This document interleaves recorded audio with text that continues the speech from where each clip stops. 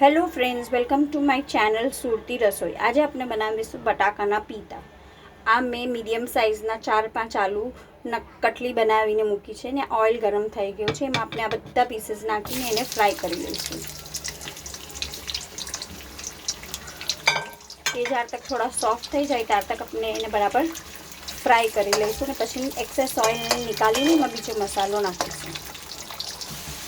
આ તમે જોઈ શકો છો બધી કટલી બરાબર ફ્રાય થઈ ગઈ છે। હવે આપણે આને પ્લેટમાં કાઢીને એક્સેસ ઓઇલ કાઢી લઈશું, પછી મસાલો ઉમેરીશું।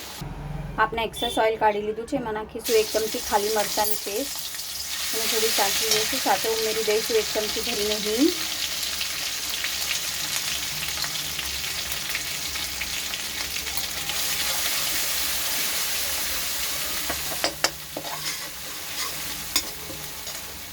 પછી ઉમેરીશું સંચળ, થોડું નમક,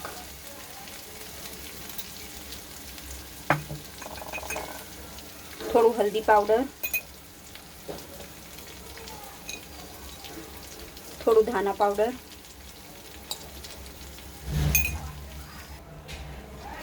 આ મસાલો બરાબર થઈ ગયો છે। એમાં આપણે ઉમેરી દઈશું આગળની તળેલી કટલીઓ ને એને બરાબર મિક્સ કરી લઈશું મસાલા સાથે। આ તારે આપણે નાખીશું થોડી કસૂરી મેથી અને થોડા ધનિયા,